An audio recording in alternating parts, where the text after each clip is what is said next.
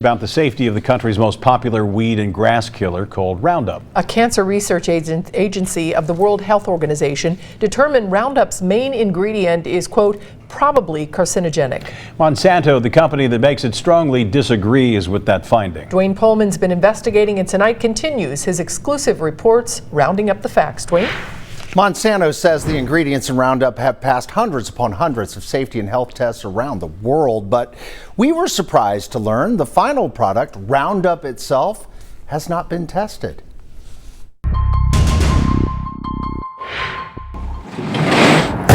Roundup.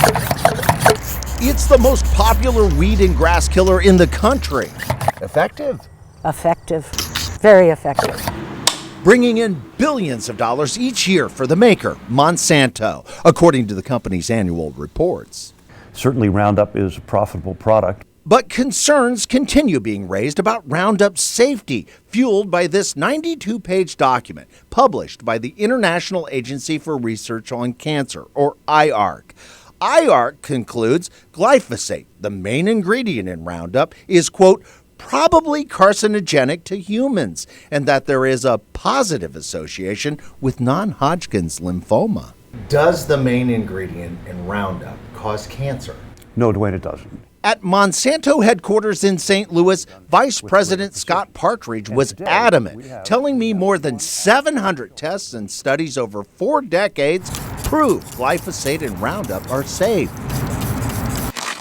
U.S. EPA has approved Roundup as safe for use for decades.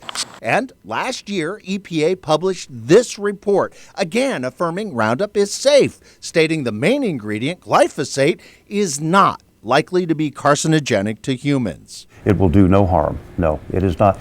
Glyphosate is not a carcinogen, Duane. But in a 2003 internal Monsanto email obtained by Local 12 from court documents, Monsanto's lead toxicologist, Dr. Donna Farmer, wrote, quote, "You cannot say Roundup is not a carcinogen. We have not done the necessary testing on the formulation to make that statement." You agree with the quote?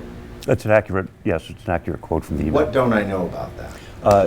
Dr. Farmer, she's a fantastically talented scientist, and she was being a scientist. In 2003, she was technically correct when she made that statement. The reason that statement is technically correct, Partridge says, is because the individual ingredients like glyphosate and surfactants, those are the detergents that break down the wax on the leaves, have been approved after rigorous testing in the U.S. and around the world, while the final product, Roundup itself, has not. Has Roundup as the brand Roundup been tested? No, Roundup? no. The surfactant does not cause cancer. The two of them together, two negatives, cannot make a positive, and the EPA confirmed this, and that was the end of the story.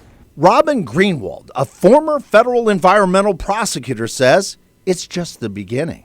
If they are so sure that Roundup is safe, why don't they test it? Greenwald is the lead attorney on this lawsuit filed against Monsanto in St. Louis, claiming the main ingredient in Roundup caused non-Hodgkin's lymphoma. I have no doubt that in time, hopefully very soon, it will be clear and open and obvious to everybody that Roundup is not safe like Monsanto claims it is, and that it can cause non-Hodgkin's lymphoma.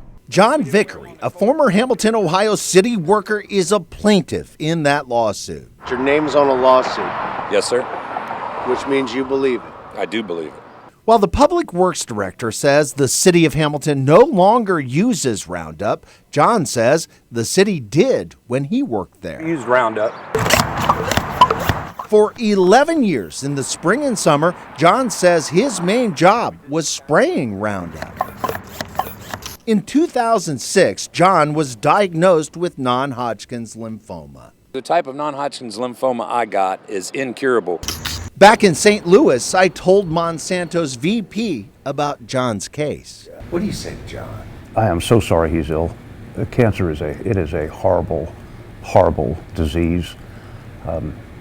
I regret that he's been led to believe it's been caused by his use of Roundup, because there is no scientific or medical evidence to support that. While that agency, IARC, found a probable link between glyphosate and cancer, only one state in the U.S., California, requires a cancer warning on Roundup's label. Lawyers are arguing here that more protection is needed. Gloves that don't allow the liquid through, masks, they say it is absorbed through the skin. Obviously, Monsanto says, no, that doesn't happen, and they only recommend long sleeves and boots or shoes. Yeah. From where I sit, it seems the connection to cancer is still a muddied question. It is a very open question. Up until the point IARC made the ruling, there was no one saying there was any connection at all, and they don't go all the way with that connection. They say probable only. And Rob and I were talking about farming. You know, obviously he does a lot of farming, and he tells me that Roundup's really revolutionized farming. What about that? Every farmer knows how important Roundup is, and it's very important. We've been investigating that as well. We are looking into what the connections are out there, and there are so many issues involved in this. We'll have that story Thursday at 6. Okay. Look forward to that. If you're dealing with an issue that needs to be investigated, you can contact Duane on our Local 12 Investigates tip line. The number is 513-763-5425.